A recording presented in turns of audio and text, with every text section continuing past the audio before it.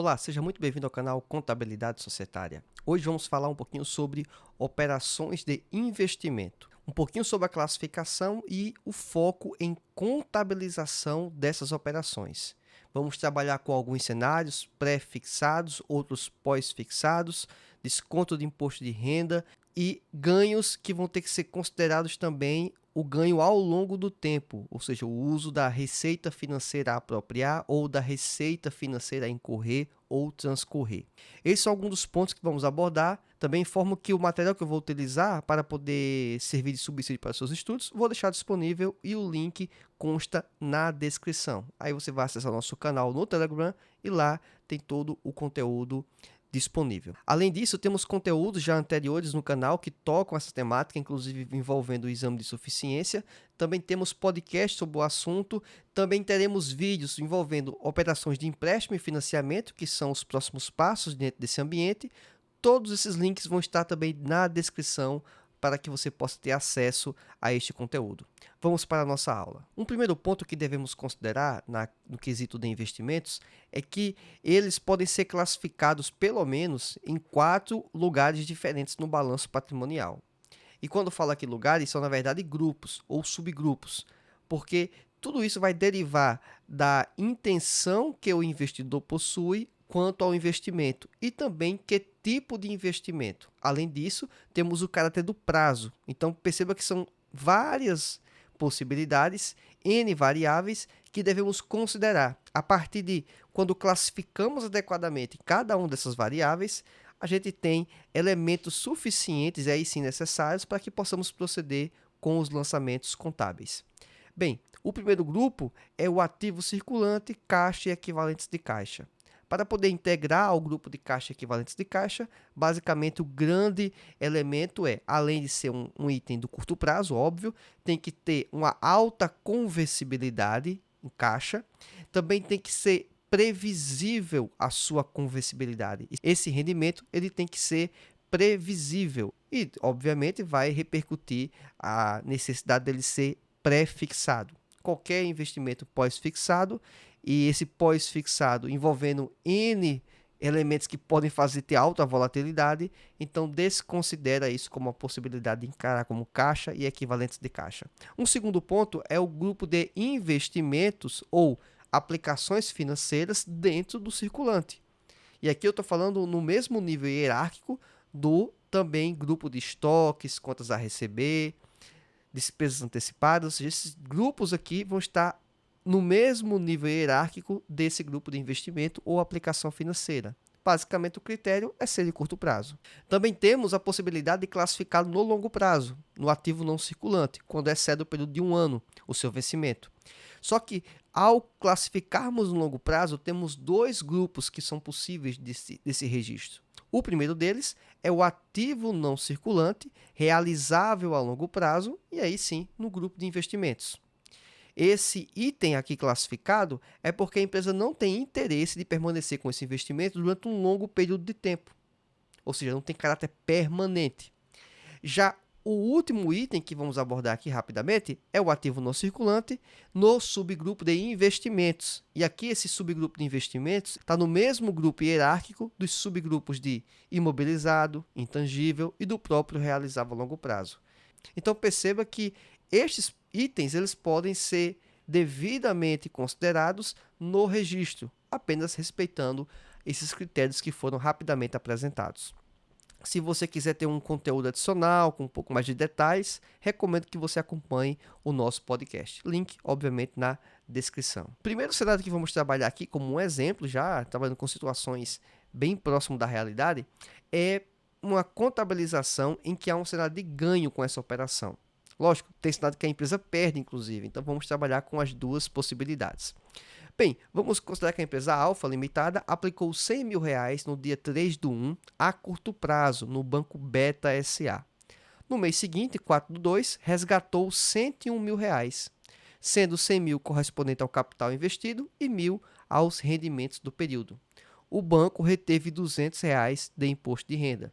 Então, com base nessas informações, vamos aqui passar cada um dos lançamentos contábeis necessários para essa operação. Portanto, recomendo que fique atento a essa apresentação visual aqui. Primeiro, na data de 3/1, no primeiro lançamento, temos o débito em aplicação financeira, no valor de R$ 100.000, e a retirada, o crédito na conta banco, no dia 3/1, o dia da primeira operação. Já no dia 4/2, vamos ter a operação do reconhecimento da receita com este investimento feito. O valor inicial, R$ 1.000, então debito a conta de investimento, aumento o saldo dessa conta, que outrora era 100 mil, agora é R$ 101.000. E faço um crédito na conta de receita com aplicação financeira, no valor de R$ 12.000, e reconhecendo assim, portanto, o ganho que a empresa teve nessa operação. Feito isso, nós teremos então na conta de aplicação financeira um valor de R$ 101.000, que é o valor que vai ser resgatado na data 4/2. Então, na mesma data que fizemos o reconhecimento da receita, que inclusive só se dá no momento do resgate, tá certo? Qualquer variação ao longo do período geralmente é classificada como ajuste de avaliação patrimonial, a valor justo essa operação, mas aí vamos ter vídeos depois posteriores com essas operações em nível um pouco mais sofisticado e complexo, tá certo? Mas, por hora, aqui temos nossos primeiros passos com as operações mais comuns, mais corriqueiras, mas que devem ser sempre consideradas dessa forma. Dia 4/2, a entrada na conta banco, no valor de R$ 100.000,800. Por que R$ 100.000,800 e não os 101.000? É porque teve, no próprio enunciado da questão, a informação que teve o imposto de renda a recuperar no valor de R$ 200. Portanto, o valor de ganho nessa operação, que foi de R$ 1.000, na verdade, líquido para a empresa só vai entrar 800, porque 200 foi destinado para o imposto de renda. Perceba que a operação do débito é líquido do efeito do imposto de renda, porque o débito, para complementar ou para fechar o valor dos R$ 101.000, ficou na conta de imposto de renda retido na fonte a recuperar.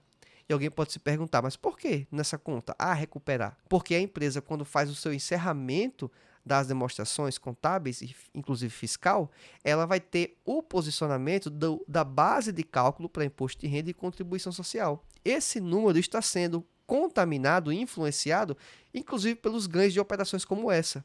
Portanto, se a empresa deixar esse valor não como a opção de a recuperar, ela vai estar tributando duas vezes, porque lá na apuração do resultado e a aplicação do imposto de renda e a contribuição social, a base de cálculo da empresa está considerando esses ganhos.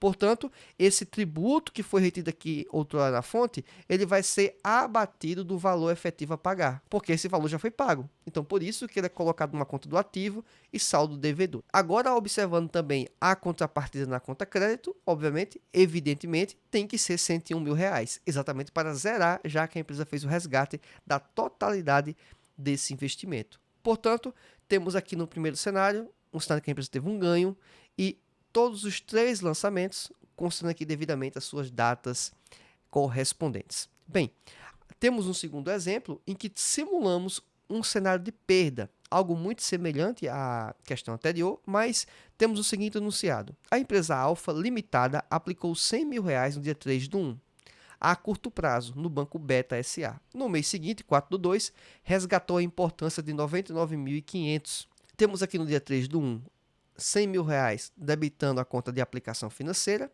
e creditando a conta banco também nos R$ 100.000. E assim fechamos o registro da aplicação inicial. No dia 4/2, é necessário fazer o reconhecimento do ganho ou da perda na operação. No caso, foi uma perda. Então, essa perda foi no valor de R$ 500. Então, debita-se a perda com a aplicação financeira e credita-se a própria aplicação financeira, que outrora era R$ 100.000, agora vai ficar com saldo de R$ 99.500, ajustado para a realidade do resgate e da operação da empresa. No dia 4/2, no mesmo dia em que foi feito o reconhecimento da perda, há o efetivo resgate, debitando a conta banco, o recurso cai nessa conta e credita-se e liquidando, inclusive, a posição na conta de aplicação financeira de R$ 99.500. Portanto, temos aqui agora o registro da aplicação, da perda e do resgate. E assim fechamos uma operação em que teve perda. Perceba que dessa vez não teve imposto de renda, ele é aplicado quando há um ganho. Portanto, não teve ganho, não faz sentido ter a aplicação de imposto de renda. Podemos apresentar também as questões envolvendo as taxas e a tributação, envolvendo as possibilidades de investimento. Existem particularidades em que não vamos estar abordando aqui, mas de maneira geral, a tabela aqui fixada, ela indica quais são as possibilidades de alíquotas em virtude do tempo em que a aplicação está em vigor. Então, até 180 dias, alíquota de 22,5%. De 180 dias a 360, 20%. De 361 a 720 dias, 17,5%. E acima de 720 dias, 15%. Perceba que aqui é o ano financeiro, o ano bancário. Não é um ano civil convencional de 365 dias. Perceba, então, que essas datas elas são muito importantes. A depender da aplicação, você talvez esperar um dia ou dois, pode fazer com que você ou a empresa ela pegue uma faixa e pague menos imposto de renda. Também temos operações em que envolvem IOF, é o imposto sobre as operações financeiras. Essa alíquota, ela é, vamos dizer, dinâmica, ela é ajustada pelo governo de tempos em tempos. Então, não vamos fixar aqui e nem sequer vamos trabalhar com elas nos exemplos, mas sabendo que é uma despesa para a empresa, um encargo importante, que todas as operações de empréstimo e financiamento, que vamos estudar mais à frente, em uma outra aula, vamos ter isso. Mas, em operações de investimento, a depender de quando é feito o resgate, tem risco de você pagar imposto sobre as operações financeiras. Exemplo disso é quando você faz um investimento no título público, Tesouro Direto, qualquer um deles, Tesouro Selic, por aí vai, e você faz o resgate com menos do que 30 dias. Há a incorrência de imposto do IOF sobre essa operação. E aí eu falo de conhecimento de causa. Vamos colocar aqui agora mais dois cenários hipotéticos em que vamos trabalhar aqui com uma situação envolvendo aplicações em ações, um investimento em ações, e um segundo que vai ter também um caráter pré-fixado. Então vamos ter dois exemplos aqui que eu acho que vão ser bastante pertinentes para você. No exemplo 1, então, temos a empresa Forte SA. Ela compra 500 ações da empresa Mega SA por R$10 cada uma dessas ações, em 5/1 de X1. Nesta aquisição, a empresa teve um custo de corretagem de R$48. A intenção desse investimento é para ficar com estimativa entre 2 a 3 anos. Em 17 de março de 2003, ou de X3, a empresa Forte SA resolve vender todas as suas ações. O preço de mercado no momento da venda é de R$12. A empresa também teve uma alíquota de IR sobre os seus ganhos de 15%. Com base nisso, proceda com todos os lançamentos contábeis necessários. Agora vamos trabalhar na apresentação gráfica dos débitos e créditos correspondentes. Temos aqui ao lado o próprio enunciado para servir de parâmetro e também vamos ter aqui os lançamentos. Primeiro, dia 5/1, temos um investimento em Mega SA, no valor de R$5.000. Saindo da conta banco, portanto, esse lançamento aqui inicialmente, poderíamos discutir qual é o local que ele deve ser inserido no demonstrativo contábil. Por mais que aqui inicialmente não se pede isso, mas tem que saber em que local, em que conta específica tem que ser lançado, inclusive para ter sua apresentação gráfica na posição adequada. Bem, como o investimento é de caráter para 2 ou 3 anos, já se classifica como não circulante, obviamente. Só que a questão é no grupo de realizar a longo prazo ou no próprio grupo de investimentos? Fica fácil responder porque não tem caráter permanente essa operação. Então, vou ter que classificar no grupo de realizar a longo prazo, no subgrupo de investimentos. Então, essa operação está ocorrendo nesse subgrupo em específico. Então, no dia 5/1, a empresa também, além do próprio aporte desse investimento, ela incorreu com taxas de corretagem de R$48. Debita-se a conta de despesa com taxa de corretagem ou despesa com taxas financeiras, taxas administrativas, no valor de R$48 e credita o próprio banco. Bem, no dia 17/3 de X3, nós temos agora o registro do ganho da operação. Perceba que foi 2 anos posteriores. Houve aqui inicialmente uma simplificação de raciocínio. Por quê? Ao longo do caminho, a empresa teve, obviamente, oscilações na sua aplicação, a variação do preço de mercado. Isso deveria ser e deve ser registrado, sim, na contabilidade. na conta de ajuste de avaliação patrimonial para fazer o ajuste devido correto na conta de investimentos. Mas, nas informações que nós temos em nossa questão, eu não tenho como inferir e saber quais são esses valores. Então, vamos pular essa etapa porque é impossível responder. Importa é que, no dia 17/3 de X3, a empresa vai reconhecer um acréscimo, um ganho que ela teve, efetivo, porque ela resgatou nessa data, de R$ 1.000. E você pode me perguntar, como se chegou nesses R$ 1.000? As 500 ações a R$ 10 totalizou R$ 5.000. Contudo, como teve uma apreciação do valor dessa ação, que hoje é R$ 12, então esses R$ 2 adicionais vezes a quantidade de ações, que são 500, permite chegar a saber que foram R$ 1.000 de ganho nessa aplicação ao longo do tempo, nesse investimento. Portanto, a posição da empresa na aplicação nesse investimento não é mais 5.000, e sim 6.000. Portanto, eu preciso atualizar esse valor de investimento e para isso eu tenho que debitar a conta de investimento nos R$ 1.000 e creditar a conta de ganhos com os investimentos no valor de R$ 1.000. Essa conta aí sim vai compor a DRE da empresa e vai, obviamente, acrescentar lucro, né? Ou melhorar o resultado da companhia. Bem, no próprio dia 17/3, além do próprio registro que tivemos do ganho, vamos ter agora o resgate efetivo, ou seja, o dinheiro vai entrar na conta da empresa. E debita-se a conta banco, obviamente, no valor de 5.850.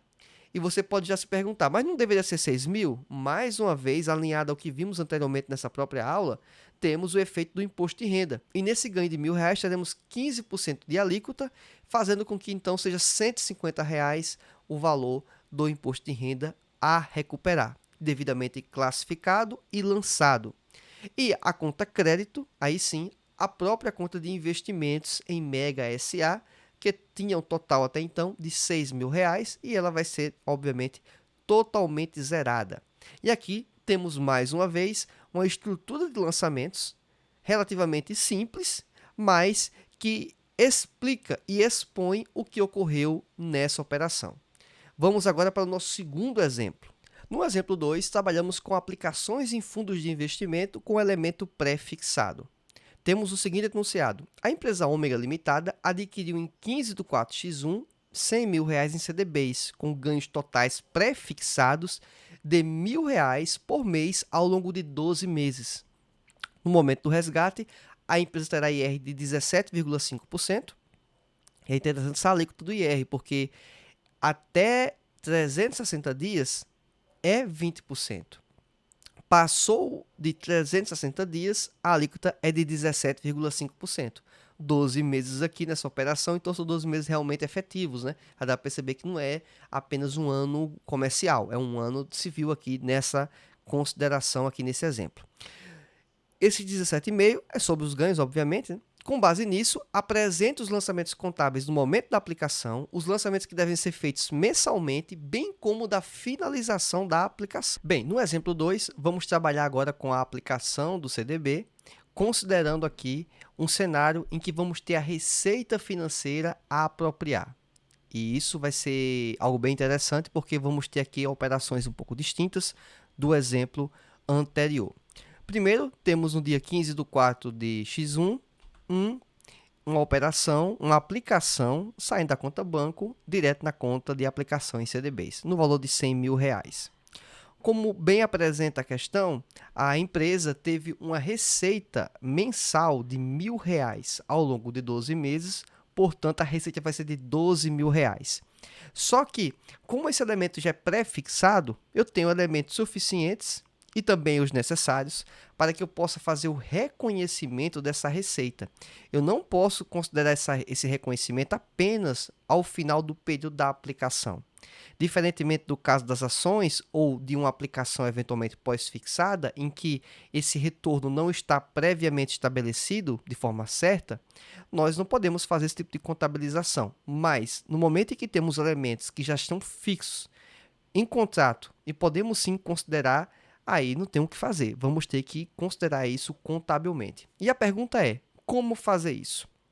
O primeiro lançamento a ser feito, como bem apresentado, no dia 15/4 de X1, ou seja, na data da aplicação inicial, teremos que reconhecer a receita financeira a apropriar. ou receita financeira a transcorrer, ou a receita financeira a incorrer. Isso é feito numa conta retificadora dentro do próprio ativo. Alguns também chamam essa conta de juros a apropriar, ou juros a transcorrer, ou até mesmo juros ativos. Então, perceba que são vários termos aqui empregados. Então, esse lançamento inicial no valor de R$ 12.000, que é a receita de juros obtida a cada mês de R$ 1.000, durante 12 meses temos 12 mil, aumentamos a conta da aplicação financeira, já que ao final do prazo terá exatamente nessa conta os R$ 112.000 para poder fazer o resgate. E enquanto o tempo não incorrer, ou seja, enquanto o tempo não passar, nós não podemos considerar essas receitas como receitas efetivas. Portanto, o uso dessa conta retificadora vai permitir que seja eliminado ou diminuído um saldo da conta de aplicação, e o efeito líquido do grupo de aplicações CDBs, no primeiro momento, em dia 15/4/X1, continuará sendo 100 mil. Mas à medida que passa cada mês, vai ficar 101 mil, 102 mil, 103 mil e assim por diante. Portanto, esse lançamento aqui é imprescindível. O terceiro lançamento em que vamos considerar agora é o reconhecimento dessa receita financeira a transcorrer, ou juros ativos a transcorrer, para a conta específica de receita. Porque à medida que se completou um mês, o fato gerador para o reconhecimento dessa receita efetiva ocorreu. Então, vamos pensar num cenário que alguns contratos, algumas aplicações de CDBs também permitem a pessoa se desvencilhar, ou seja, sair antes dessa aplicação.